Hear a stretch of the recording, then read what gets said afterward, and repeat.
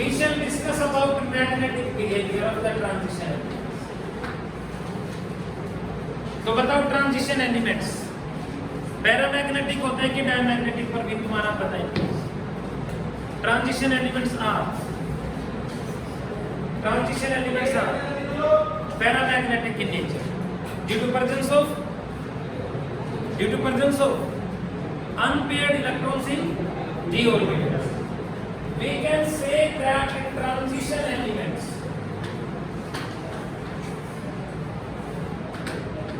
are paramagnetic in nature. And you know paramagnetic का मतलब the substances which are weakly attracted towards the magnetic field, जो magnetic field की तरफ attract होते हैं। Paramagnetic का मतलब I can say कि the substances which are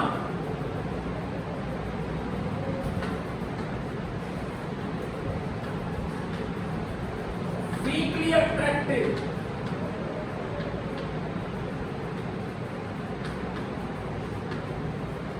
towards magnetic field are paramagnetic. So we can say that transition elements are paramagnetic in nature. Why? Reason is that due to presence of unpaired electrons in d orbitals. There is a presence of unpaired electrons in d orbitals, due to which they are paramagnetic in nature. Unpaired electrons in d orbitals are responsible for their paramagnetic character. Okay? क्योंकि कोई भी electron जब nucleus के चारों तरफ revolve करता है तो वो अपने चारों तरफ इलेक्ट्रिक फील्ड जनरेट करता है, और वो जो इलेक्ट्रिक फील्ड है वो अपने चारों तरफ क्या जनरेट कर लेता है, मैग्नेटिक फील्ड। तो इलेक्ट्रॉन के रिवॉल्यूशन के कारण इलेक्ट्रिक फील्ड जनरेट होता है, और फिर उस इलेक्ट्रिक फील्ड से क्या जनरेट होगा, मैग्नेटिक। नहीं तो हर एक एलिमेंट में इलेक्ट्रॉन के रिवॉल्यूशन के कारण मैग्नेटिक फील्ड होता है, जिसके कारण वो नेचर में पैरामैग्नेटिक। अगर दो इलेक्ट्रॉन पेयर्ड है तो एक दूसरे के मैग्नेटिक फील्ड को कैंसिल कर देंगे, क्योंकि एक का स्पिन क्लॉकवाइज तो दूसरे का मैग्नेटिक होगा, और फिर वो सब्सटेंसेस डायमैग्नेटिक हो जाएंगे।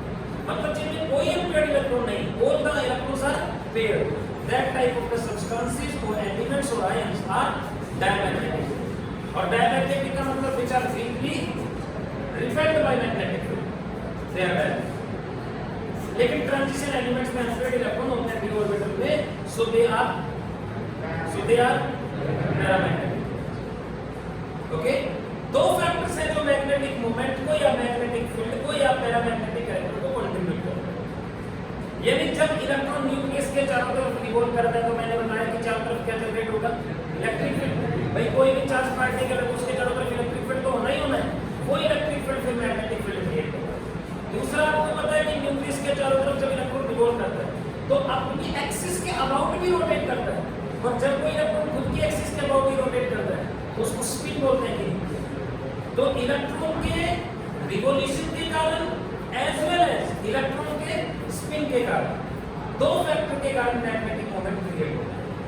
We can say the total magnetic moment, जो टोटल मैग्नेटिक मोमेंट है, और magnetic moment actually paramagnetic character का मेजरमेंट होता है। जैसे टेम्परेचर हीट का मेजरमेंट होता है, उसी तरह से पैरामैग्नेटिक कैरेक्टर को डिटरमाइन करने के लिए कौन सा मैथमेटिकल फैक्टर होता है, magnetic. Higher is the value of magnetic moment, higher is the paramagnetic character. तो जो टोटल मैग्नेटिक मोमेंट है, ओके, यानी जो टोटल मैग्नेटिक फील्ड एटम के अंदर, that is contributed by two factors. दो फैक्टर्स के थ्रू कंट्रीब्यूट होते हैं। कौन कौन सा? First is known as due to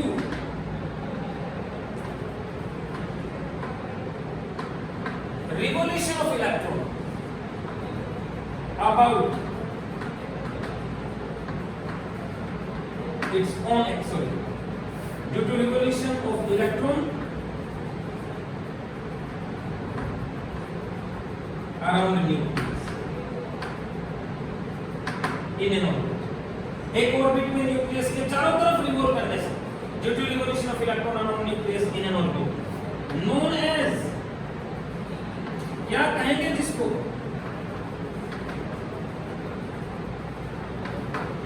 orbital magnetic moment है। न्यूक्लियस के चारों तरफ रिवॉल्व करने से जो होगा that will be known as orbital magnetic moment. And second,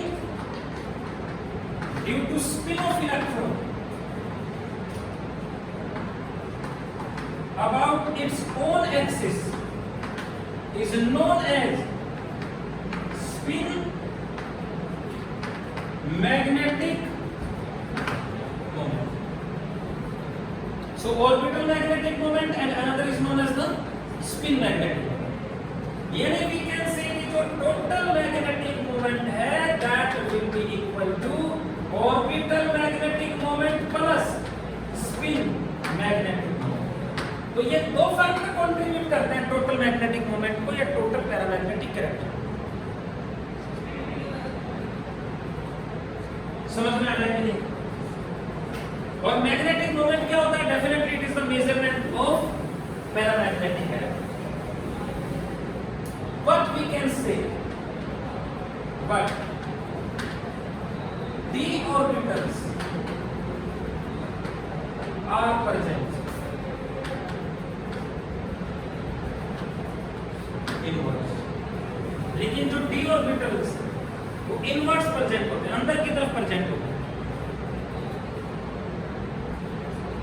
n-1 के साथ होते हैं कि डी ऑर्बिटल बता, अगर 4s में है तो d तो 3d में होगा, तो अंदर की तरफ प्रेजेंट होते हैं, present inverse and hence d orbitals are present outwards. n-1 में n-2 में होते तो इनवर्स होते हैं, प्रेजेंट आउटवर्ड्स। सो इसलिए जो ऑर्बिटल मैग्नेटिक मोमेंट होता है, यानी रिवोल्यूशन के कारण जो मैग्नेटिक मोमेंट क्रिएट होगा, that is cancelled by external magnetic field. S भी बाहर की तरफ हो गया, T भी बाहर की तरफ n-1 में इसलिए, लेकिन F n-2 के साथ होता है तो वो इनवर्स होता है, they are present outwards। इसलिए जो ऑर्बिटल मैग्नेटिक मोमेंट है that is cancelled by external magnetic field and hence, इसलिए तो ये तो कैंसिल हो गया, ये तो जीरो हो गया यहाँ पर देखो, and hence total magnetic moment. इसलिए जो total magnetic moment that is contributed only by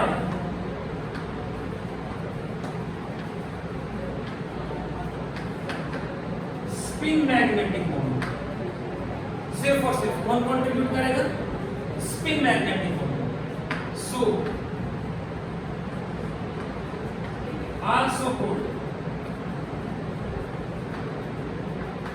spin only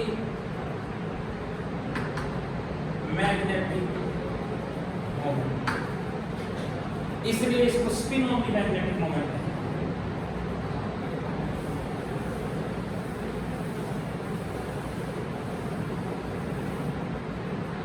यानी total magnetic moment will be only equal to spin magnetic, and this is equal to n into n plus 2 और इसका square. ये equation होती है magnetic moment को find out, और ये सिर्फ स्पिन मैग्नेटिक मोमेंट पे डिपेंड करता है, इसलिए इसको क्या कह सकते हैं? Spin only magnetic moment.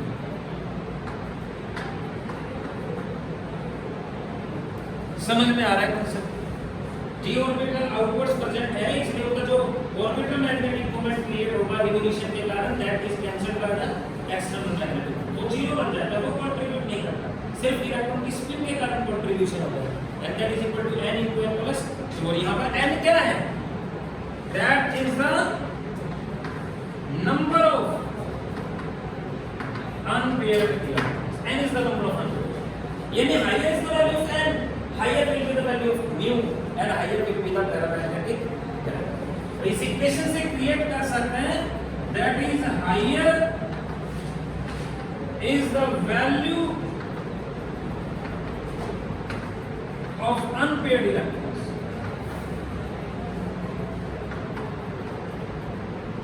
Higher is the value of magnetic moment. And hence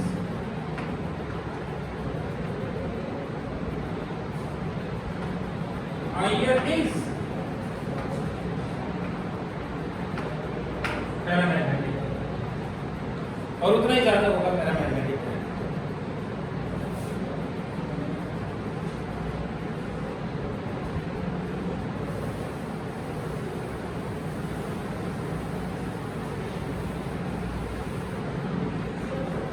You can say if n is equal to 1, so mu will be equal to 1 into 1 plus 2 और इसका स्क्वायर, 3 का स्क्वायर रूट हो गया 1.732 Pm, यानी Bohr magneton is the unit of magnetic moment, shortcut B। कई बार आपको magnetic moment की वैल्यू दे देंगे और कहेंगे कि बताओ नंबर ऑफ अनपेयर्ड इलेक्ट्रॉन कितने हैं, तो 1.732 तो तभी आएगा जब स्क्वायर रूट ऑफ 3 है, तो यहाँ पे n की वैल्यू 1। यहाँ पर अगर हम n की वैल्यू 2 ले लें तो मैग्नेटिक मोमेंट बिल्कुल कैलकुलेट कर सकते हैं, 2 into 2 plus 2, 8 का स्क्वायर रूट हो गया क्या नहीं, and that will be equal to 2.92 over magnetic। Okay, magnetic moment find out कर सकते हैं, लेकिन say higher is the value of magnetic moment, higher is the paramagnetic. कर पाएंगे कि नहीं ऐसे? So all the transition elements are paramagnetic in nature due to the presence of unpaired electrons in d orbitals। आगे जो f लोग element करेंगे वो भी पैरामैग्नेटिक होते हैं, क्योंकि वहां पर अनपेयर्ड इलेक्ट्रॉन होंगे कौन से ऑर्बिटल में, f ऑर्बिटल। और ये फैक्ट है कि अगर अनपेयर्ड इलेक्ट्रॉन d और f ऑर्बिटल में है तो ही पैरामैग्नेटिक होंगे। s और p ऑर्बिटल की अनपेयर्ड इलेक्ट्रॉन मैग्नेटिक कैरेक्टर को, मैग्नेटिक मोमेंट को कंट्रीब्यूट नहीं करते, क्योंकि वो तो बिल्कुल ही लास्ट सेल में होते हैं। तो लास्ट सेल में होने के कारण उनका जो मैग्नेटिक मोमेंट है और जो ऑर्बिटल मैग्नेटिक मोमेंट है वो दोनों ही कैंसिल हो जाते हैं। डी ऑर्बिटल एक से अंदर होता है, इसलिए स्पिन मैग्नेटिक मोमेंट को बच जाता है, ऑर्बिटल मैग्नेटिक मोमेंट कैंसिल हो जाता है। ओके, अभी तो जैसे मान लो सोडियम है, तो सोडियम के इलेक्ट्रॉनिक कॉन्फ़िगरेशन होगा 1s2 2s2 2p6 और 3s1। अनपेयर्ड इलेक्ट्रॉन तो है, लेकिन है कौन सी ऑर्बिटल में, s ऑर्बिटल, इसलिए ये मैग्नेटिक मोमेंट को कंट्रीब्यूट नहीं करे। और सोडियम नेचर में डायमैग्नेटिक हुआ कि पैरामैग्नेटिक, डायमैग्नेटिक, क्योंकि इलेक्ट्रॉन s ऑर्बिटल नहीं। अब जैसे कॉपर भी तो ट्रांजिशन एलिमेंट है, तो कॉपर का atomic number 29, electronic configuration R118 4s1 और 3p10 ये है। अब आप खुद ही बताओ कॉपर पैरामैग्नेटिक है कि डायमैग्नेटिक है? राहुल आप बताओ। डायमैग्नेटिक है क्योंकि अनपेयर्ड इलेक्ट्रॉन तो है, लेकिन कौन से ऑर्बिटल है, s orbital. Okay, last step में देखो बिल्कुल, तो इसका स्पिन मैग्नेटिक मोमेंट और ऑर्बिटल दोनों कैंसिल हो जाएंगे एक्सटर्नल मैग्नेटिक ऑर्बिटल कंट्रीब्यूट नहीं। तो अनपेयर्ड इलेक्ट्रॉन या तो d ऑर्बिटल में हो गए या फिर f ऑर्बिटल। f ऑर्बिटल अंदर की तरफ हो गए, n-2 के साथ होते हैं, भी करेंगे जब f लोग एलिमेंट्स, तो उसमें तो जो ऑर्बिटल मैग्नेटिक मोमेंट है वो भी कैंसिल नहीं होगा, यानी f ऑर्बिटल्स के केस में तो ऑर्बिटल मैग्नेटिक मोमेंट और स्पिन मैग्नेटिक मोमेंट दोनों ही कंट्रीब्यूट, ठीक है। So you are having the different transition elements, उनकी आयोनिक फॉर्म को अगर स्टडी करें तो let us consider this is scandium 2 positive, titanium 2 positive, vanadium 2 positive, chromium 2 positive, Mn 2 positive, Fe2 positive, nickel 2 positive, copper 2 positive, zinc 2 positive.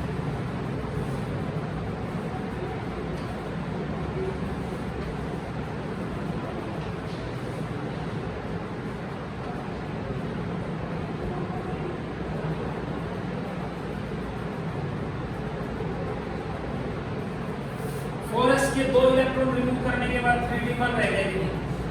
Scandium का atomic number 21, तो electronic configuration R118 4s2 और 3d1 होता है नहीं होता। तो 2 electron यहां से रिमूव कर देंगे तो 3d1 ही रह गया बस, और ये फिर क्या रह गया बताओ 3d2। क्रोमियम होता है R118 4s2 3d4 यानी 4s1 3d1, ये होता है कि नहीं? 2 इलेक्ट्रॉन रिमूव कर ले 2 पॉजिटिव, तो एक यहां से और फिर एक यहां से, तो 3d 3d5 3d6 3d7 3d8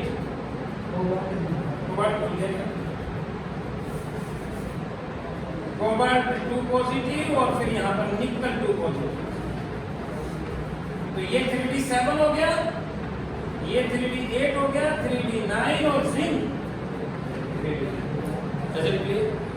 How many unpaired electrons are there? 1 2 3 4 5 बोलो d6 है तो पेयरिंग स्टार्ट हो जाएगी ना यहाँ पे, तो 1 2 3 4 5 6, तो अनपेयर्ड इलेक्ट्रॉन कितने बचे बताओ 4, अब कितने बचे 3, अब कितने बचे 2 1, और unpaired electron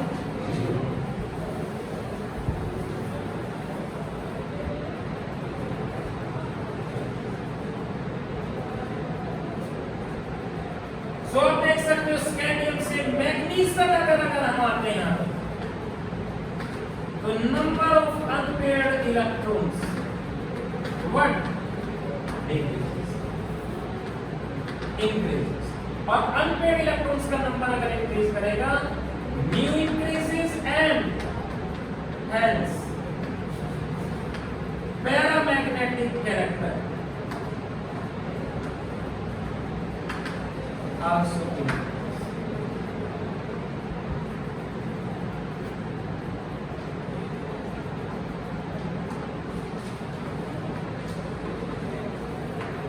Number of unpaired electrons decreases. Mu decreases.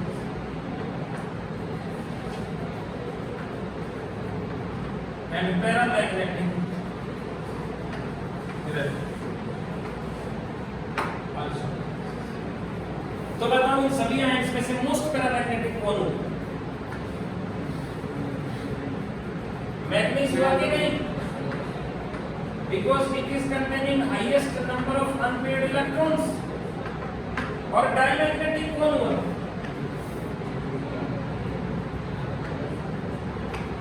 Zinc 2 positive में तो कोई भी अनपेयर्ड इलेक्ट्रॉन नहीं है, so definitely this is diamagnetic.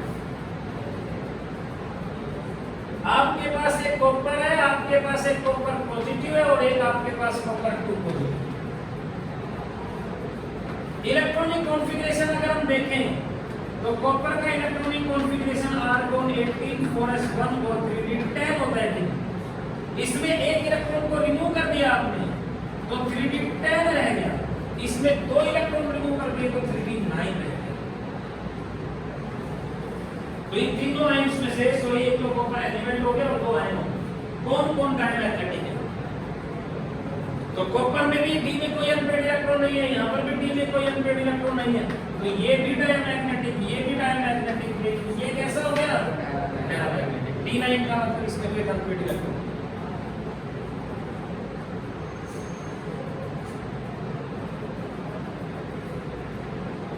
है कि नहीं?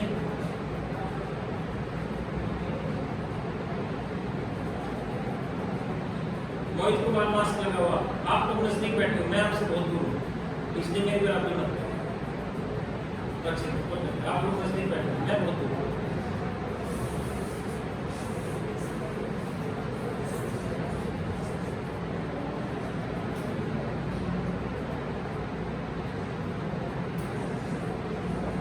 सैनिटाइजर सभी के पास है, किसी के पास नहीं है? बैठ के अपनी टेबल पे हाथों को सैनिटाइज बिल्कुल कर दिया करो, बस से उतर के आओ, सेफ्टी जरूरी है।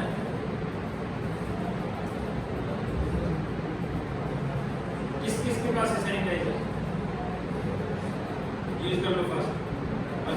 नहीं हो क्या आपको डाल दो। हाँ एक बार कर लो सैनिटाइजर।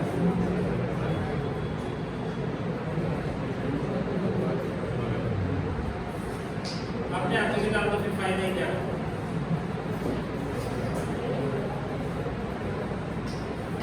इसका ही तो फिर उसको क्या फायदा हुआ, सारे यूज करें उसी को। मैंने इसको कहा था कि आप अपने हाथों से डाल दो, जिसके पास नहीं है उसको वापस दे दे उसको।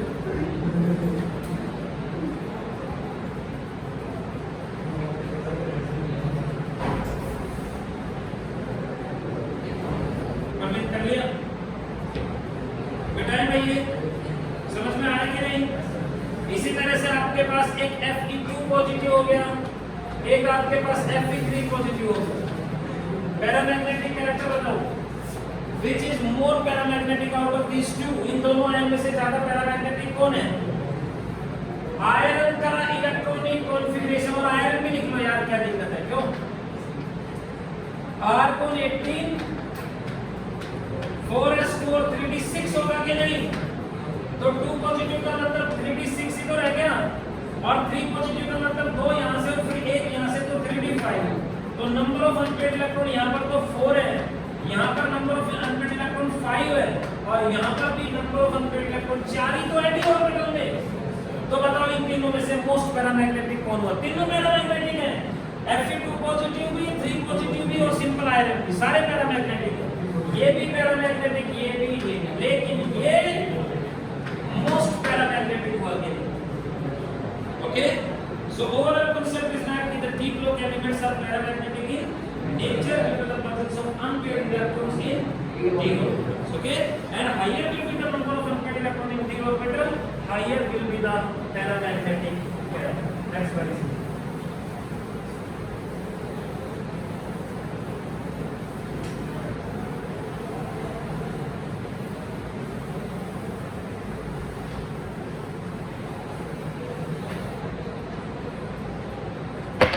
ठीक है भाई। नेक्स्ट प्रॉपर्टी बताओ।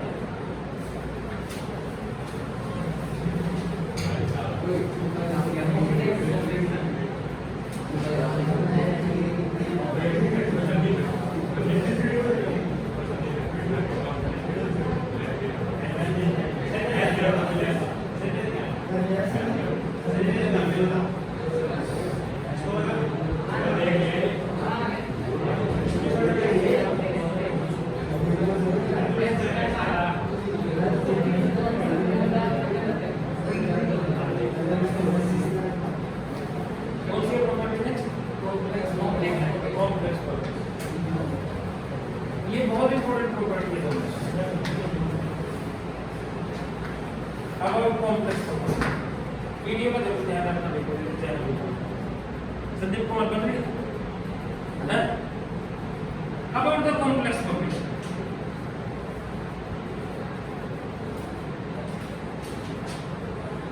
कई मॉलिक्यूल्स की कॉम्बिनेशन से जो कंपाउंड्स बनेंगे उनको कॉम्प्लेक्स बोलते हैं। और कॉम्प्लेक्सेस का मतलब स्पेशली कोऑर्डिनेशन कॉम्प्लेक्सेस की बात करें, और कोऑर्डिनेशन कॉम्प्लेक्सेस का मतलब वो कंपाउंड्स, वो कॉम्प्लेक्सेस जहां पर कोऑर्डिनेशन बॉन्ड्स होते हैं, एक्टिव बॉन्ड्स होते हैं, जिनमें they are known as what? Coordination complexes. Okay, compounds और कॉम्प्लेक्सेस जिनमें कौन से बॉन्ड होते हैं? Active bond, they are known as what? Coordination complexes. जैसे फॉर एग्जांपल मान लो आपके पास कॉपर सल्फेट का एक्वस सॉल्यूशन है, और कॉपर सल्फेट में अमोनिया की वेपर्स पास कर रहे हैं।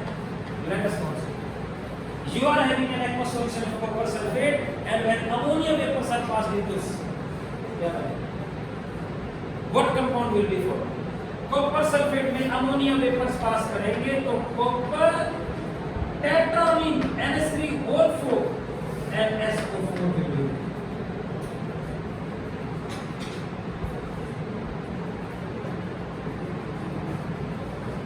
ये जो कंपाउंड बना, ये कोऑर्डिनेशन कॉम्प्लेक्स बना। क्यों? क्योंकि यहाँ पर कॉपर के बीच में और अमोनिया के बीच में एक भी बॉन्ड है। अमोनिया में लोन पेयर इलेक्ट्रॉन होता है कि नहीं? इसलिए जो अमोनिया है that will donate its lone pair electron to the copper 2 positive, और 4 मोल अमोनिया के रिएक्ट करेंगे लाइक दैट। ये कोऑर्डिनेशन बॉन्ड हो गए कॉपर के बीच में और अमोनिया के बीच में, so these are known as coordination complexes. और SO4 हो गया। अमोनिया के ऊपर कोई चार्ज नहीं होता, न्यूट्रल मॉलिक्यूल है, ये 2 पॉजिटिव, तो डेफिनेटली ये 2 है, इट्स 2 पॉजिटिव। तो ये सेंट्रल एटम जो है ये ट्रांजिशन एलिमेंट है नहीं, तो यहाँ पर ये ट्रांजिशन एलिमेंट ही होगा। जैसे सोडियम हो गया, पोटेशियम हो गया, सब एलिमेंट वो नहीं बना सकते, यही बना सकते। इसी तरह से फॉर एग्जांपल और रिएक्शन अगर स्टडी करें FeCl3 का एक्वस सॉल्यूशन और FeCl3 को वाटर के साथ रिएक्ट करें, वाटर में डिसॉल्व करें, व्हाट विल हैपन? Fe और H2O के 6 मॉलिक्यूल इसके साथ नेगेटिव बॉन्ड बना लेंगे और Cl3, ये कॉम्प्लेक्स कोऑर्डिनेशन कॉम्प्लेक्सेस की यूनिट नहीं कीजिए, क्या मैं बताऊं, इनकी नेमिंग वगैरह नहीं की, और दोबारा से रिवाइज करेंगे उसको, ये फॉर्मेशन है। तो यहाँ पर ये वाटर ट्रांजिशन एलिमेंट हुआ था, और ये कैसे बना? वाटर अपने लोन पे इलेक्ट्रॉन डोनेट कर पा रहा है, और कितने मोल गेट कर रहे हैं वाटर के? 6। आ रहा है समझ में? इसी तरह से फॉर एग्जांपल आपके पास निकल है सोल्वेंट, और निकल में कार्बन मोनोऑक्साइड की वेपर्स पास करेंगे at a temperature of 350 kelvin, 4 moles of carbon monoxide will combine to give nickel tetracarbonate। तो कार्बन मोनोऑक्साइड के बीच में और निकल के बीच में 80 बॉन्ड, कार्बन अपने लोन पे इलेक्ट्रॉन डोनेट करके इसके साथ क्या बना देगा? 80। ये जो species loan pair electron donate करते हैं ना, they are known as ligands, इनको ligands बोलते हैं। Ammonia is a ligand, water lone pair electron donate कर रहा है, so this is a ligand. Carbon monoxide अपने लोन पे इलेक्ट्रॉन डोनेट कर रहा है, so this is known as what? Ligand. और कॉपर यहां पर सेंटर में है, तो इसको कहेंगे सेंट्रल मेटल आयन। तो कांसेप्ट ये है कि जो ट्रांजिशन एलिमेंट्स है वो डिफरेंट मॉलिक्यूल्स के साथ कंबाइन करके क्या बनाते हैं? Coordination complexes. क्यों बना रहे हैं कोऑर्डिनेशन कॉम्प्लेक्सेस? लिगेंड्स के साथ क्यों इंटरेक्ट कर रहे हैं? उसका एक रीजन तो ये है कि ट्रांजिशन एलिमेंट्स का साइज छोटा होता है स्लोस, क्योंकि लेफ्ट हैंड साइड से राइट हैंड साइड की तरफ जाएंगे तो साइज डिक्रीज करता है, और हमने किया था कि डी ब्लॉक एलिमेंट का साइज एस ब्लॉक एलिमेंट से छोटा होता है। तो डी ब्लॉक एलिमेंट्स का साइज छोटा होता है, और साइज अगर छोटा होता है तो पॉजिटिव चार्ज डेंसिटी हाई होगी, और हाई पॉजिटिव चार्ज डेंसिटी के कारण ये लिगेंड्स के इलेक्ट्रॉन्स के साथ इंटरेक्ट कर सकते हैं। अगर पॉजिटिव चार्ज कम है तो नेगेटिव के साथ इंटरेक्ट करने की टेंडेंसी कम, लेकिन इनके ऊपर पॉजिटिव चार्ज डेंसिटी ज्यादा है, इसलिए लिगेंड्स के साथ इजीली इंटरेक्ट कर सकते हैं। दूसरा, इनके पास खाली डी ऑर्बिटल नहीं होते, they are having vacant d orbitals, और वेकेंट डी ऑर्बिटल इसलिए जो ligand lone pair electron donate कर रहा है उसको एक्सेप्ट कर सकते हैं, रखने के लिए जगह ये नहीं। Transition elements are having the vacant d orbitals, so they can accommodate the lone pair electrons which are donated from ligands. अब जैसे मान लो अगर किसी के पास खाली ऑर्बिटल ही नहीं तो फिर ओवरलैपिंग कैसे करेंगे? ये खाली ऑर्बिटल, ये लिगेंड है इसका, ये फुल्ली फिल्ड ऑर्बिटल, तो फुल्ली फिल्ड ऑर्बिटल तो एम्प्टी के साथ भी ओवरलैपिंग करेगा जस्ट लाइक दैट। लेकिन ये दोनों के दोनों इलेक्ट्रॉन किसके हैं? लिगेंड, इसलिए तो उसको डेटिव बॉन्ड देंगे।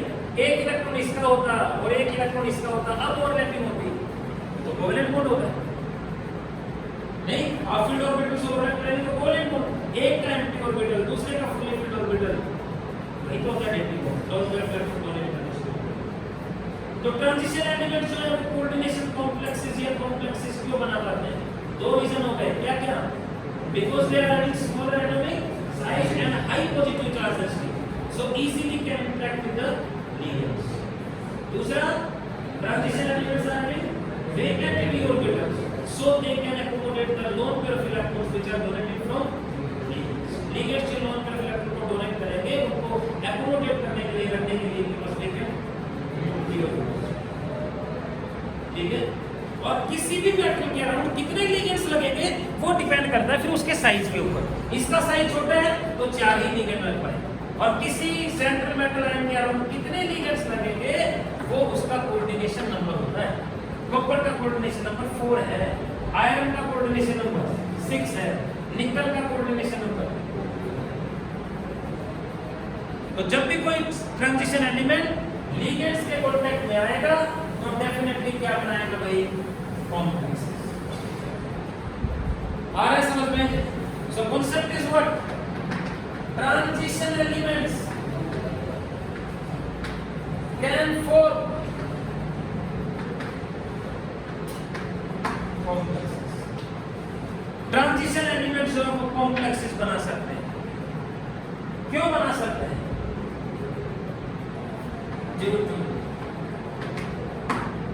ये जो प्रॉपर्टीज कर रहे हैं ना, हर प्रॉपर्टी अपने आप में एक रीजनिंग क्वेश्चन है। ये क्वेश्चन हो गया सीधा सीधा, transition elements can form complexes due to, क्या बताओ, smaller atomic size and hence higher positive charge. Okay, and second, so that may easily interact with ligands, ताकि ligands के साथ easily interact कर सके। And second concept is what? Due to presence of vacant d orbitals to accommodate lone pair of electrons.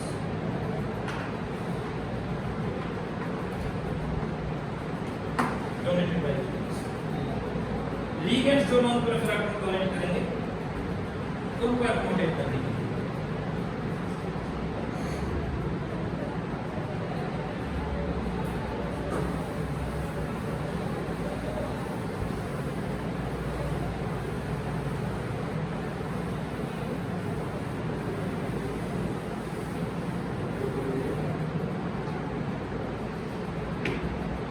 किसी को कोई दिक्कत हो तो बताओ।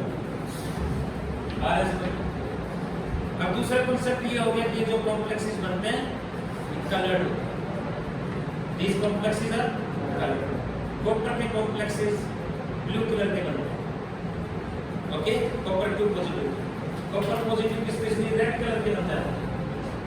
मैग्नीज के जो कॉम्प्लेक्सेस हैं वो ये पिंक कलर के बनते हैं। क्रोमियम के कॉम्प्लेक्सेस में भी येलो कलर के बनते हैं। निकल के कॉम्प्लेक्सेस में भी ग्रीन कलर के बनते हैं, dark green colour. Fe2 positive के कॉम्प्लेक्सेस लाइट ग्रीन कलर के होते हैं और Fe3 पॉजिटिव के जो कॉम्प्लेक्सेस होते हैं वो मेनली ब्राउन कलर के। FeCl3 इज ब्राउन कलर, जबकि फेरस सल्फेट जो होता है वो लाइट ग्रीन कलर।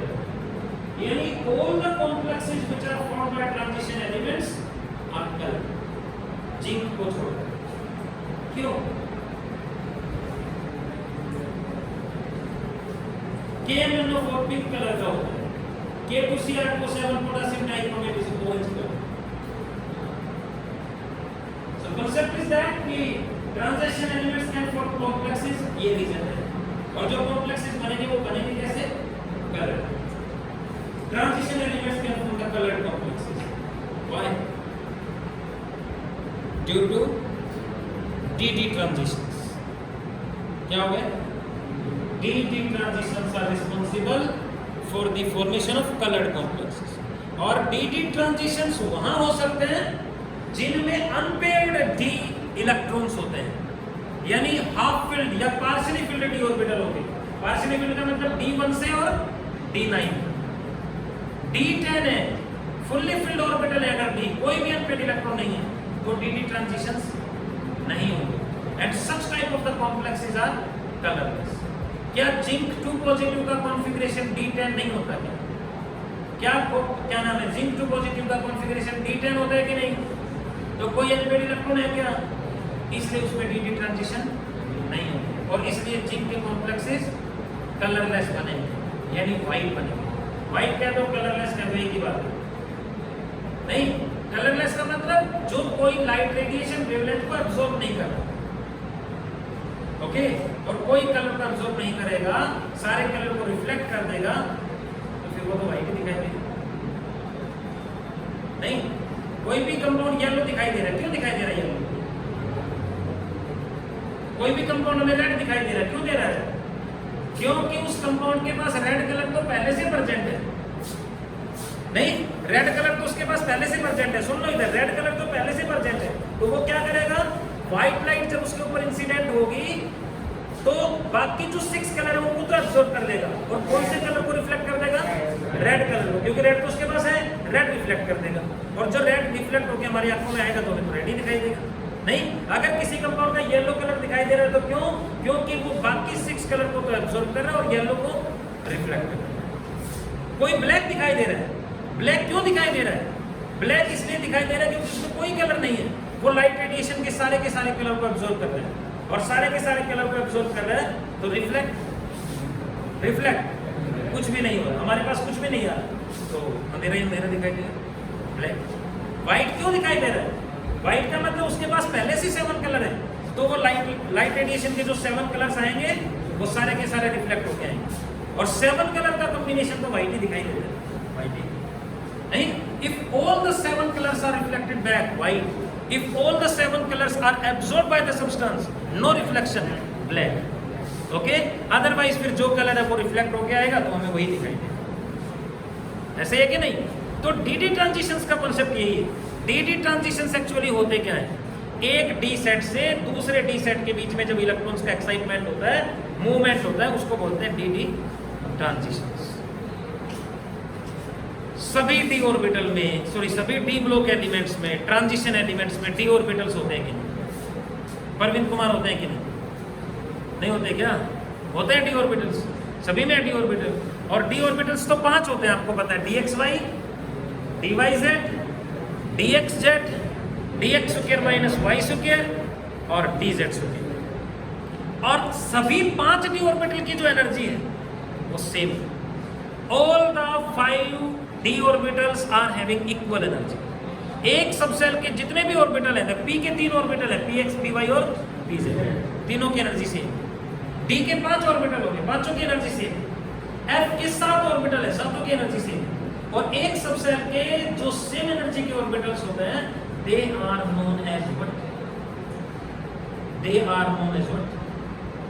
कोई भी orbitals of same energy are known as degenerated orbitals. क्या कभी बताया हमने? बताया, degenerated orbitals. All the orbitals of a subshell are known as degenerated orbitals. p के 3 ऑर्बिटल डीजेनरेटेड होते हैं, d के 5 ऑर्बिटल डीजेनरेटेड है, और f के जो 7 ऑर्बिटल है वो भी डीजेनरेटेड। तो कांसेप्ट ये है कि किसी भी ट्रांजिशन एलिमेंट में 5 डीजेनरेटेड डी ऑर्बिटल्स होते हैं। They are having 5 degenerated orbitals. Clear है? और जब भी कोई सेंट्रल मेटल आयन लिगेंड्स के कांटेक्ट में आएगा, कॉम्प्लेक्स कब बनेगा? मेटल आयन और लिगेंड्स के बीच में रिएक्शन होगी तभी तो n नंबर ऑफ लिगेंड्स मिलके क्या बन गया? M, ये बन गया कॉम्प्लेक्स, और ये कॉम्प्लेक्स कलर्ड। इसमें क्या है कि जो सेंट्रल मेटल आयन है उसके चारों तरफ क्या है बताओ? लिगेंड्स है कि नहीं? बोलो। और लिगेंड्स तो इलेक्ट्रॉन रिच है क्योंकि लोन पे इलेक्ट्रॉन डोनेट कर रहे हैं, तो इनके पास तो इलेक्ट्रॉन डेंसिटी है, सो दे आर इलेक्ट्रॉन रिच, और इलेक्ट्रॉन रिच होने के कारण मेटल के चारों तरफ एक इलेक्ट्रिक फील्ड जनरेट कर रहे हैं। यानी लिगेंड्स जो है वो मेटल के चारों तरफ क्या जनरेट कर देंगे? Electric field. तो concept is that complex formation के ड्यूरिंग जब भी कोई मेटल आयन लिगेंड्स के कांटेक्ट में आएगा तो लिगेंड्स उसके चारों तरफ क्या क्रिएट कर देंगे? Electric field.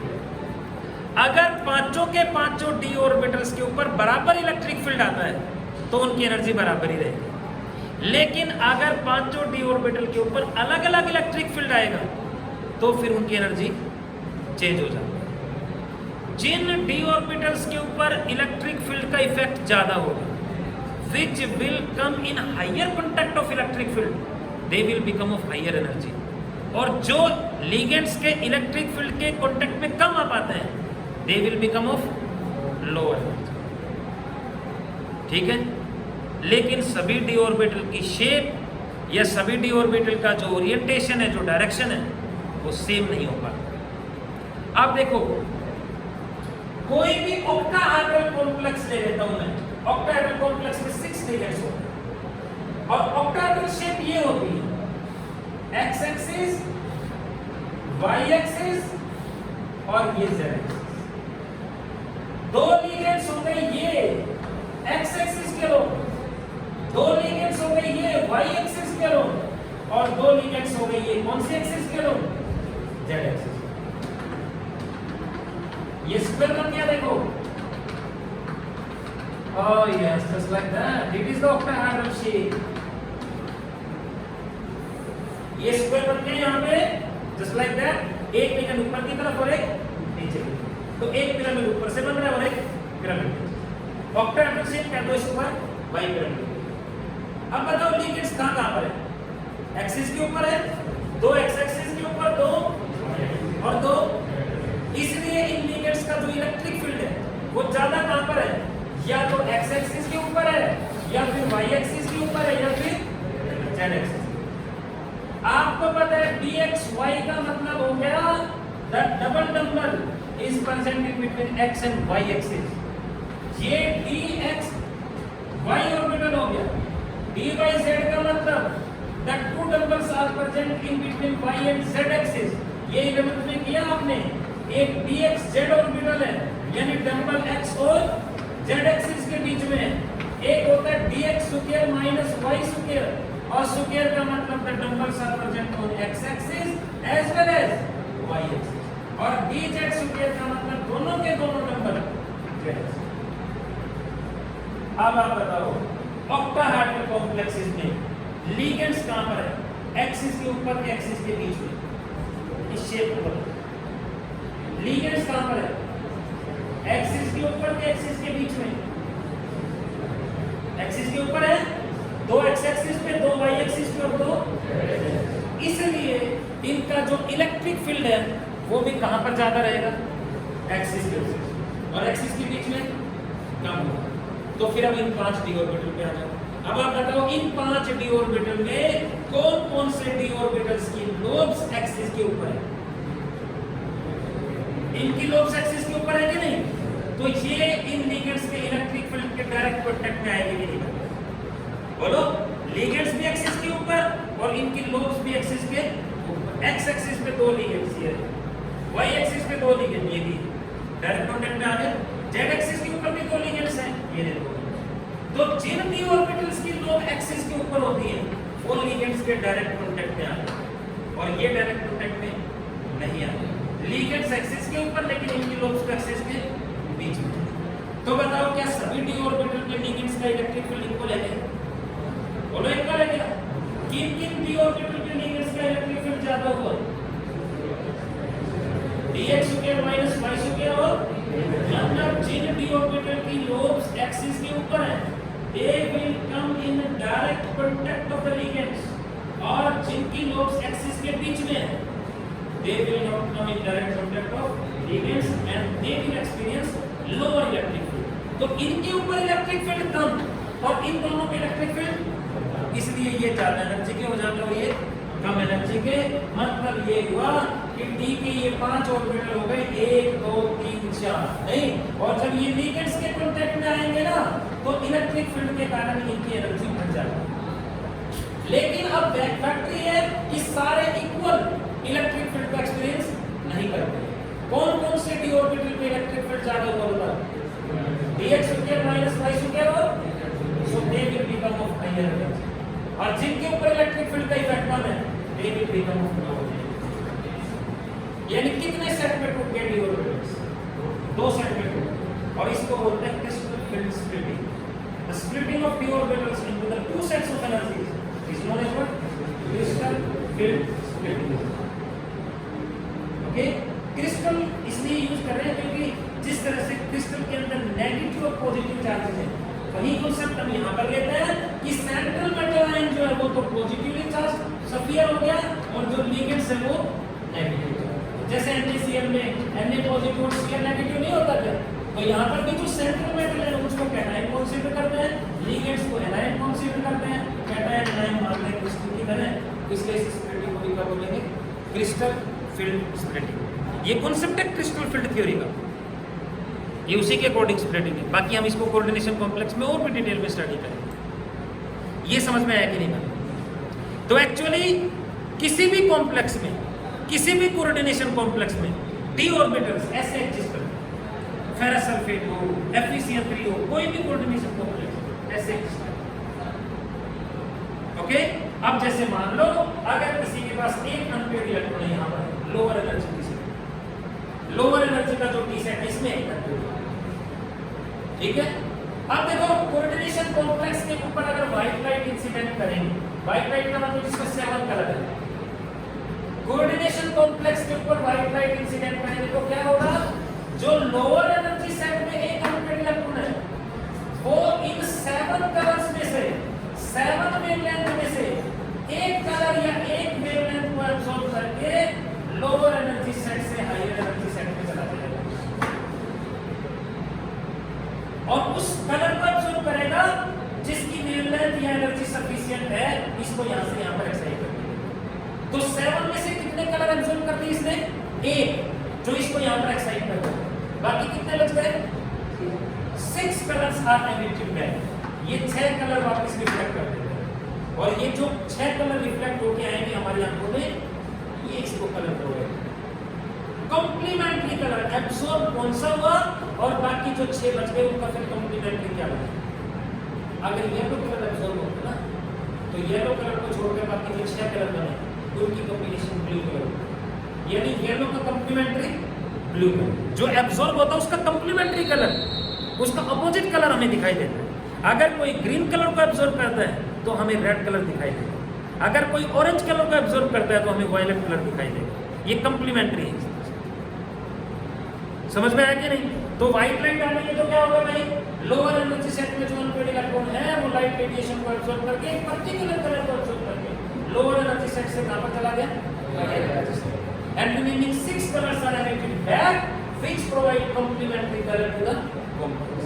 जब तक कि दूसरा फोटोन आए ये इलेक्ट्रॉन वापस ऊपर से नीचे आएगा, दूसरा फोटोन फिर आएगा, तो ये इलेक्ट्रॉन यूं घूमता रहता है कि नहीं, 2 डी सेट के बीच में घूमेगा, ये लोअर डी सेट और ये हायर डी सेट। तो इलेक्ट्रॉन का ये जो मूवमेंट होता है डी ऑर्बिटल के 2 सेट के बीच में, इसको क्या कहेंगे भाई, डी ट्रांजिशंस। अगर मान लो D10 है, D10 का मतलब 1 2 3 4 5 6 7 8 9 10, बताओ इन इलेक्ट्रॉन्स को जाने के लिए यहाँ पर खाली जगह है? बोलो नहीं है, तो डी ट्रांजिशंस होंगे ही नहीं। तो एक पर्टिकुलर कलर को एब्सॉर्ब करेंगे, सारे के सारे रिफ्लेक्ट कर देंगे और सारे के सारे कलर रिफ्लेक्ट होके जाएंगे, तो कैसा दिखाई देगा, ऐसा जीवन में। अगर एक इलेक्ट्रॉन के लिए खाली जगह है तो डी ट्रांजिशंस जा सकते हैं इलेक्ट्रॉन नीचे से। समझ रहे हो कि नहीं? तो डी ट्रांजिशंस कब तक हो सकते हैं? जब D1 से D9 तक है कॉन्फ़िगरेशन। D10 होती तो जगह ही नहीं है ऊपर जाने के लिए, so d transitions are not possible. तो ट्रांजिशन एलिमेंट्स के कॉम्प्लेक्सेस कलर्ड होते हैं, सीधा सीधा क्या रीजन दे सकते हैं, डी ट्रांजिशंस। अब ये क्या होते हैं डी ट्रांजिशंस, किस तरह से होते हैं? तो उसका कॉन्सेप्ट मैंने आपको बताया कि कोई भी जो ट्रांजिशन एलिमेंट है उसमें 5 डीजेनरेटेड डी ऑर्बिटल्स होते हैं, लेकिन जब कॉम्प्लेक्स फॉर्मेशन के ड्यूरिंग ट्रांजिशन एलिमेंट लिगेंड्स के कांटेक्ट में आएगा तो लिगेंड्स के इलेक्ट्रिक फील्ड के कारण डी ऑर्बिटल्स की जो एनर्जी है वो इंक्रीज हो जाती है, लेकिन फिर एसिमेट्रिकल इलेक्ट्रिक फील्ड के कारण, एसिमेट्रिकल का मतलब सारे डी ऑर्बिटल के ऊपर बराबर बराबर नहीं होता, due to asymmetrical electric field of ligands the 5 degenerated d orbitals will split into the 2 sets of energies, energy के 2 सेट में स्प्लिट हो जाएंगे, जिसको बोलते हैं क्रिस्टल फील्ड स्प्लिटिंग। जो डी ऑर्बिटल लिगेंड्स के इलेक्ट्रिक फील्ड के डायरेक्ट कांटेक्ट में आएंगे they will become of higher energy, और जो डायरेक्ट कांटेक्ट में नहीं आएंगे they will become of lower energy. ऐसा ही है, तो 2 डी सेट बने, ये कॉन्सेप्ट हो गया। इसको क्या कहेंगे, crystal field splitting.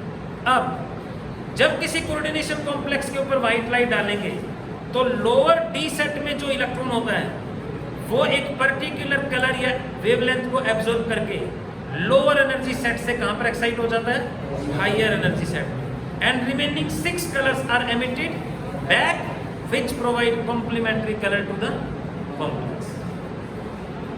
Okay, and we can say that the movement of an electron between the two sets of d orbital is known as what, dd transition. तो dd transition होगा तभी तो लाइट रेडिएशन एब्जॉर्ब होगी, otherwise absorb नहीं होगी.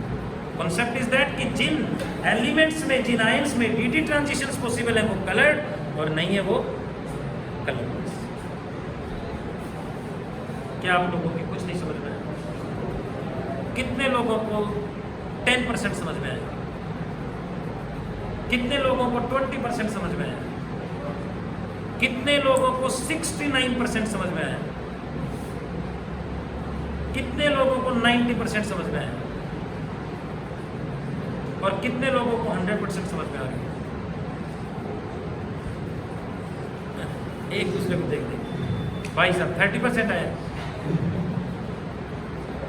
है? उन सभी लोगों को समझ में आना चाहिए था जो हर पल यहाँ थे, लेकिन जो किसी एक इंस्टेंट और एक टाइम के लिए, एक मोमेंट के लिए इधर उधर चले गए. कोई कहीं पहुँच गया, कोई ये सोच रहा था कि यार 6 महीने मजे आ गए जिंदगी, कोरोना ने आनंद दे दिया. हर यही सोच रहा था क्या यार ये कोरोना का कैसे थोड़ा कम हुआ, और कम तो नहीं हुआ, लेकिन क्या ये स्कूल लग गए, ऐसा सोचा. थोड़ा दिमाग में तो आया होगा कि काश 1 महीना और कर देता हूँ. सार्थक क्या सोच रहे हो? खुश हो कि थोड़े परेशान हो? स्कूल लगने से खुश हो कि नहीं? खुश नहीं हो?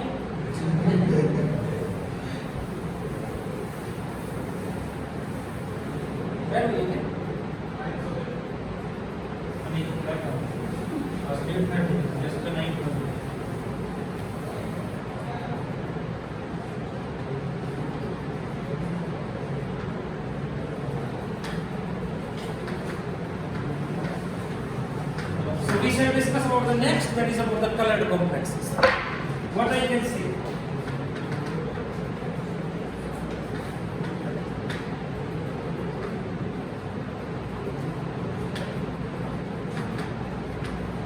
Transition elements form colored complexes. And why they can form the colored complexes? Due to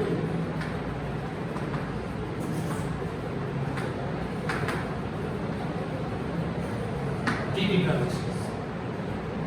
Transition elements can form colored complexes due to dd transitions.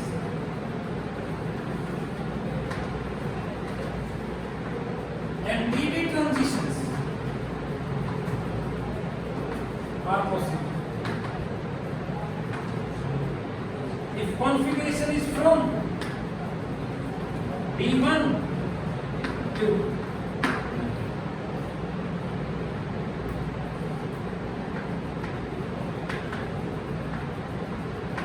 and if there is no unpaired electron in d orbital, that is d10 configuration अगर है,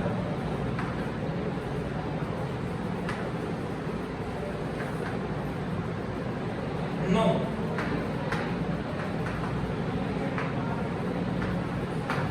dd transitions.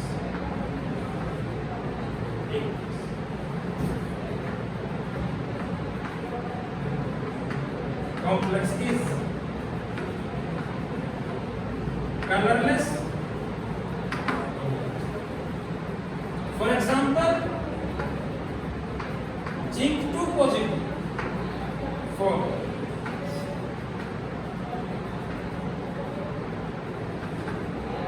colorless complexes. और we can say कि white complexes बनाते हैं. ZnCl2 white होता है, zinc nitrate, zinc के जितने भी सोर्स होते हैं वो white. क्या रीजन है बताओ? Due to D10 configuration, no dd transitions,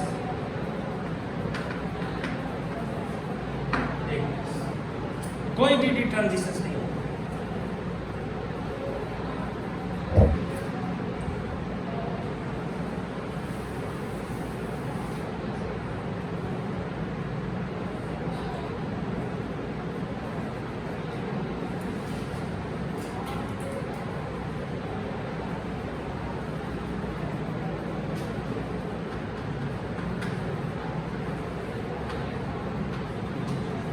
So you write about the explanation.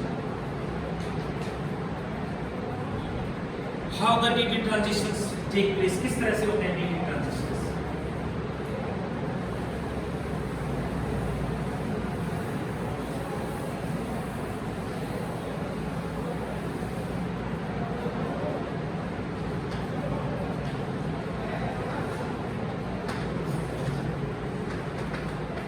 All the transition elements having 5 degenerative deorbitals.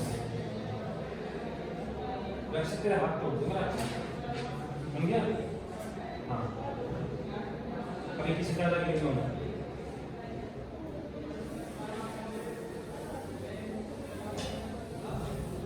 So we can say कि all the transition elements having 5 degenerated deorbitals. ये रवि कुमार तुम ऐसा formula दे रहा है, ये mask हमेशा लगाना पड़ेगा ना।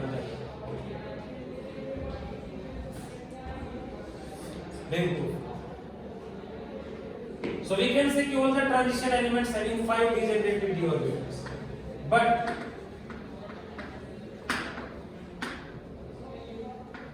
during formation of complex, when transition element come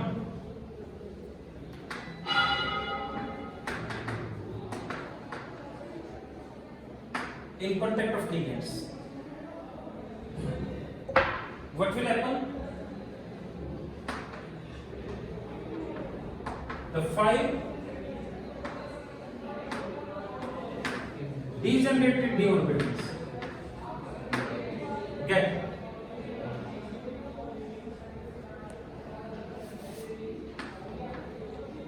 become of higher energy due to electric field of their energy is slightly increased due to the electric field of ligands, but due to asymmetrical electric field of ligands, d orbitals get split into two sets of d orbitals. d orbitals के दो set में split हो जाएंगे, known as, क्या बोलेंगे जिसको, crystal field splitting is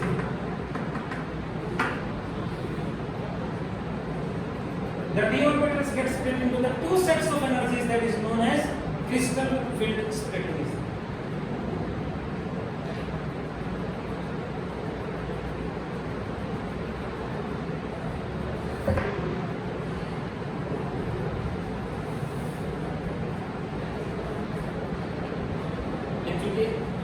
बताया इसको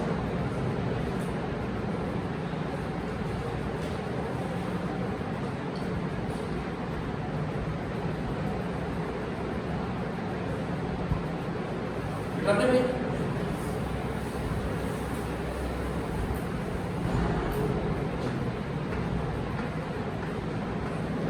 these are the 5 degenerated deorbitals and they will become of higher energy. But due to the asymmetrical electric field, they will be split into the two sets. ये कौन कौन से होंगे? dxy, dyz, dxz. ये हो गया dx हो गया माइनस y हो गया और ये हो गया dz.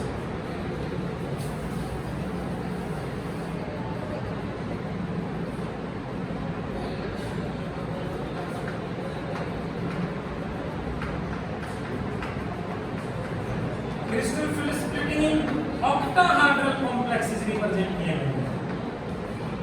टेट्राहेड्रल में कैसे होगा, ये सब कुछ डिटेल में करेंगे हम नेक्स्ट यूनिट के स्टडी, जिसमें क्रिस्टल फील्ड थ्योरी को स्टडी करने के लिए। लोअर एनर्जी सेट जो है ना, इसको T2G सेट बोलते हैं और हायर एनर्जी सेट को EG सेट बोलते हैं। ये जो डिफरेंस होता है, ये जो पॉइंट होता है जहां पर एनर्जी डिफरेंस 0 है, इस पॉइंट को बेरी सेंटर बोलते हैं। और इनका जो एनर्जी गैप होता है वो 0.6 का होता है और ये जो एनर्जी गैप है ये 0.4 ये है। तो व्हाइट लाइट इंसिडेंट करेंगे, what will happen when white light is incident? The electron will absorb a particular wavelength and get excited from lower energy set to higher energy set. ठीक है, after some time it comes back from higher energy level to lower energy. तो एक particular wavelength, एक lambda को represent कर रहा है, बाकी को क्या कर रहा है भाई? 6 कलर्स और वेवलेंथ। हर एक कलर की अपनी एक पर्टिकुलर वेवलेंथ होती है, इसलिए कलर कह दो चाहे वेवलेंथ कह दो, एक ही बात। 6 कलर्स और wavelengths are emitted which provide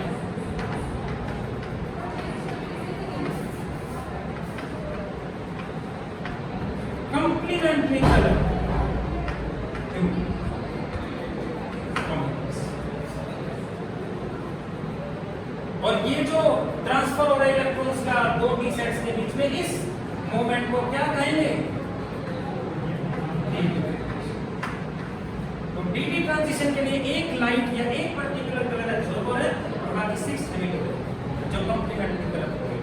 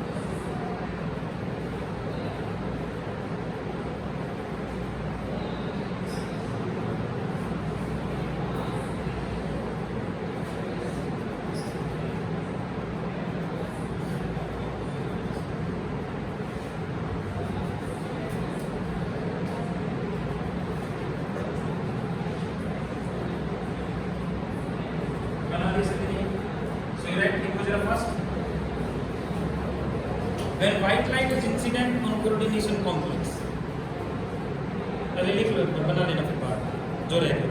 When white light is incident on complex, when white light is incident on coordination complex,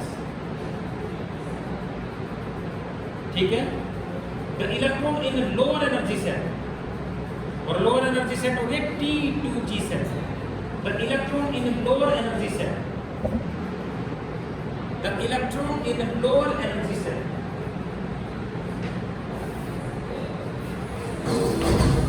okay absorbs a particular color of wavelength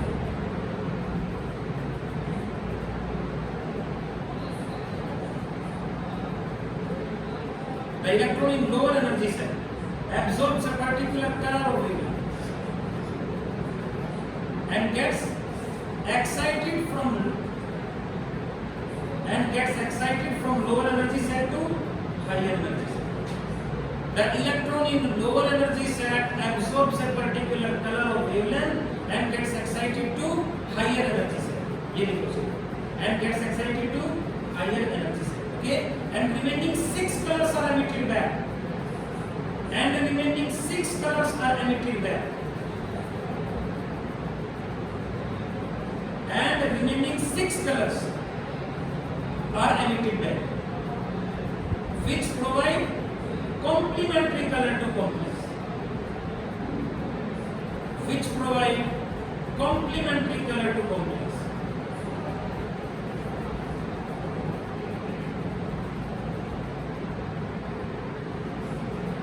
Okay.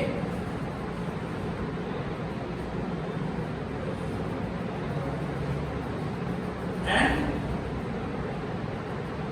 this movement of electron between two sets of energies, and this movement of electron between two sets of energies is known as what? DD transition. Electron वापस नहीं आएगा जब तक कि दूसरा photon आए. This movement of electron between two sets of d orbitals is known as DD transition. ठीक है भाई. So DD transitions are responsible for the color of complexes. कुछ ऐसे complexes भी होते हैं जिनमें DD transitions नहीं होते. DD transitions नहीं होते. D में इलेक्ट्रॉन ही नहीं होते, D0, लेकिन फिर भी वो कलर्ड होते हैं.